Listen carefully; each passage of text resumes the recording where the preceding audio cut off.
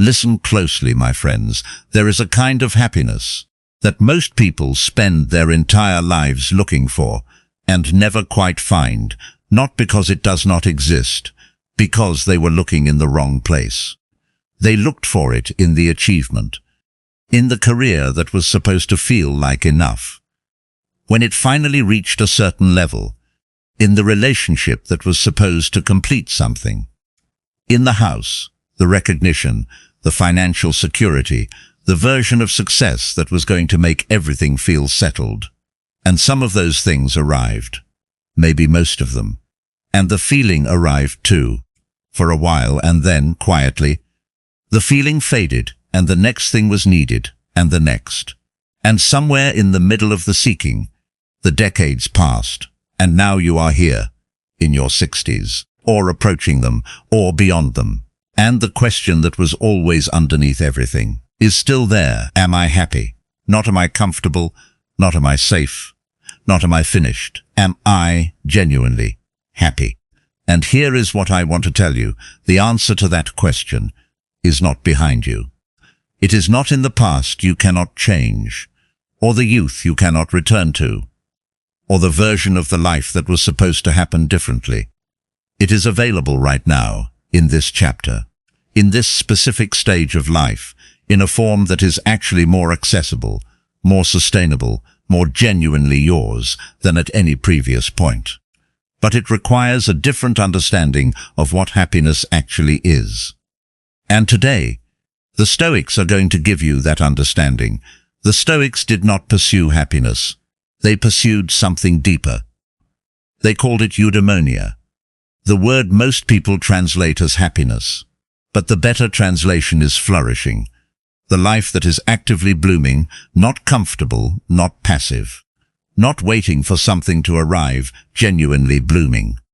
And the remarkable thing about eudaimonia, the thing that makes it perfect for this stage of life, is that the Stoics believed it was not dependent on circumstances, not on health, not on wealth, not on what has or has not happened. It was dependent on one thing only, the quality of your relationship with your own mind, with your own choices, with your own daily practice of living in alignment with who you actually are and what you actually value.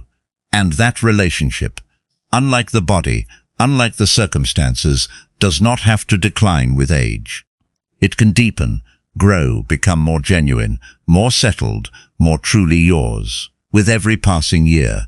That is what we are building today, the first understanding.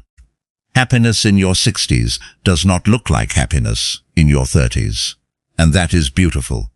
Here is one of the most important things to understand. The happiness available to you now is not the happiness you had before. It is not supposed to be, because you are not who you were before. And pretending otherwise, chasing the energy or the ambition or the specific fire of younger years, is like trying to force spring to look like summer. Each season has its own beauty. Each one offers something the others cannot. And the Stoics believed completely that each stage of life carries its own specific gifts. Marcus Aurelius wrote, "Dwell on the beauty of life." Not the beauty of a particular stage, the beauty of life, which includes this stage, especially this stage. Because what this stage offers, the clarity that comes from experience, the freedom from the desperate proving of earlier years, the specific permission to stop performing and simply be, is something that could not have arrived earlier. It had to be earned through the decades, through everything they contained, and now it is here. The happiness of this stage is quieter than before, slower, more internal, more genuinely yours. Less dependent on how it looks from the outside, more interested in how it feels from the inside. That is not a lesser happiness. It is a deeper one. Let it be what it is, the second understanding. The people who make you feel alive are worth everything. The rest, much less by the time you reach your 60s. The relationships have been tested by time, by difficulty, by the specific revealing quality of decades of shared experience. And what the testing has shown you, if you are honest, is that the number of people who genuinely matter is smaller than you thought. And smaller is not worse. Smaller is clearer, more precious, more genuinely nourishing. Seneca wrote, "One of the most beautiful qualities of true friendship is to understand and to be understood." The person who understands you, the person you understand after 60, those people deserve everything. Every hour, every genuine conversation, every moment of real presence that you can give. And the relationships that do not offer that. The connections built on obligation, on history that no longer serves, on the performance of closeness that is not genuinely felt, deserve much less of your time than they have been receiving. Not cruelty, clarity, the specific clarity of someone who knows, after enough years, that time given to the wrong places is time taken from the right ones. Invest where you are genuinely received. And release, quietly, gracefully, what has run its natural course. The third understanding, your body is asking for something different. Listen to it. Happiness at this stage cannot be separated from how you live in your body, not the body as it was, the body as it is, with its changed rhythms, its changed needs, its specific requirements that are different from what they were at 40 or 50, and different again from what they will be at 70.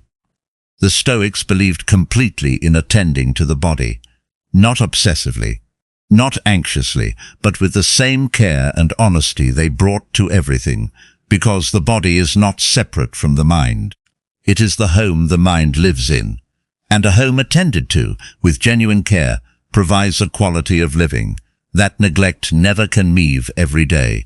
Not for the body you had, for the body you have. Walking, stretching, swimming, whatever movement your body genuinely responds to and genuinely enjoys, not as punishment, not as performance, as care. As the specific daily practice of saying to the body, I am attending to you. I am grateful for what you still do. I am investing in the version of you that still has so much to give. And eat in a way that nourishes. And sleep properly, without the guilt that used to make rest feel indulgent, because the body at this stage, listened to genuinely, has a great deal of life left. And the happiness available in that life is significantly affected by the quality of the physical foundation it lives on.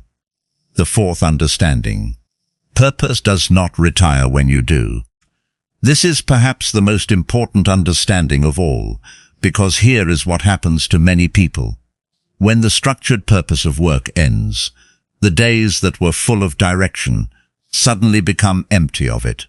And the emptiness, which should feel like freedom, feels instead like loss, like something essential has been removed, without a replacement. And the mistake most people make is believing that the structure of work was the purpose. It was not. The structure was the container. The purpose was always something else, was always available, in other forms, in other expressions, that the busy years never left room for. Marcus Aurelius wrote, "Waste no more time arguing about what a good person should be. Be one." That instruction does not have a retirement age. Being good, contributing something, giving what decades have built, to someone who needs it, does not end with the career. It continues in the mentoring, the volunteering, the craft practiced daily, the grandchild taught something worth knowing, the community served, the specific wisdom that only experience can build, offered to someone at the beginning of a path you have already walked. Purpose after 60 is not found, it is chosen deliberately every morning. In the specific decision to give something that only you can give, in the way that only you can give it. The fifth understanding, gratitude is not a practice. It is a way of seeing. Most people treat gratitude as something they do, a list, a 5-minute exercise, a box to tick before moving on to the rest of the day. And that version of gratitude has some value. But it is not the Stoic version. The Stoic version of gratitude is not something you practice. It is something you become. A way of moving through the world that defaults to noticing what is good, rather than defaulting to noticing what is missing. And here is why this matters so much at this stage. Because at this stage, the things that are genuinely good are more visible than ever before. The relationship that has lasted, the health that still allows the morning walk, the grandchild whose laugh arrives unexpectedly, the friendship that has survived everything and is richer for surviving it, the ordinary Tuesday morning that simply exists, that is genuinely available, that asks nothing except that you be present in it. Seneca wrote, "He is a wise man who does not grieve for what he has not, but rejoices for what he has." Become that person, not by forcing the feeling, by training the seeing, by choosing every morning to look for what is genuinely good before anything else tells you what is wrong. That training, built over months and years, produces a quality of life that circumstances alone could never provide. The sixth understanding: let go of the story of how it was supposed to go. Most unhappiness in the 60s does not come from what is. It comes from the gap between what is and the story of what was supposed to be, the career that was supposed to reach a certain height, the relationship that was supposed to stay whole, the body that was supposed to remain closer to what it was, the version of the life that existed in the planning and diverged somewhere along the way in ways that were not chosen and were not deserved. And the carrying of that gap, the constant quiet comparison between the actual life and the imagined one, is one of the most reliable sources of unhappiness available. Epictetus said, "Seek not that the things which happen should happen as you wish, but wish the things which happen to be as they are." That is not settling. That is the most radical act of freedom possible. The decision to receive the life that actually is, rather than continuing to grieve the one that was not.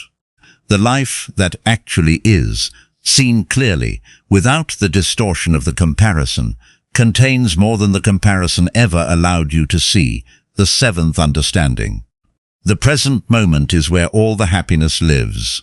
This is the truth that the Stoics returned to again and again, in different forms with different language, but always pointing to the same place.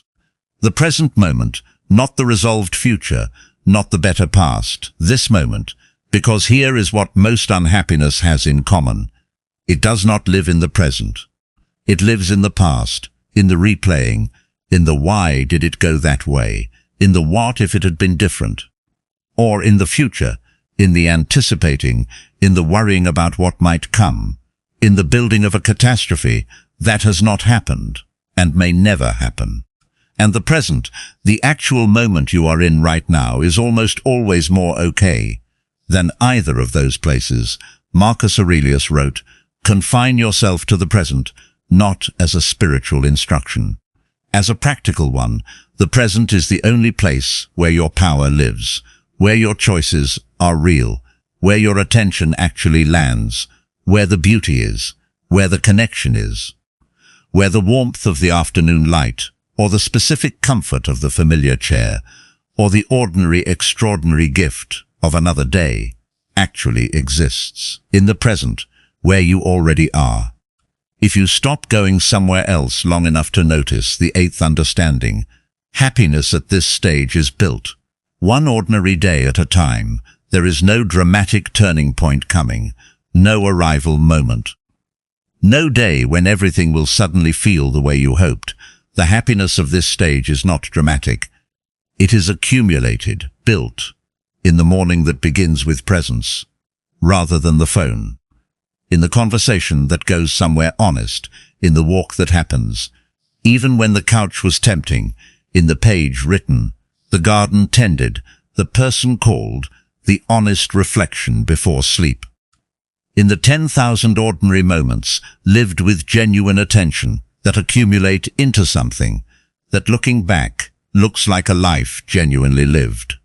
Marcus Aurelius wrote, "Begin at once to live, and count each day as a separate life. Each day separate compliment, worth showing up for fully, not because it is extraordinary, because it is yours. And it is here.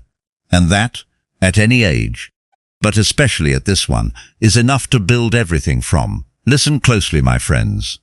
One final time, the happiness you are looking for is not ahead of you. It is not behind you. It is in the practice of being genuinely present. In the life you are already living, in the relationships worth everything, in the body attended to, in the purpose chosen daily.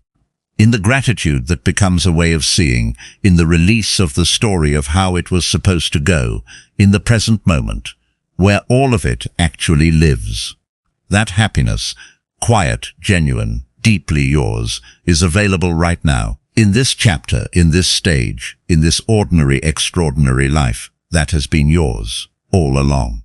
If this gave you something real today, share it with someone you love who is in or approaching their 60s and needs to hear that the best kind of happiness was never in the destination. It was always in the living. Skive for new Stoic wisdom every single week.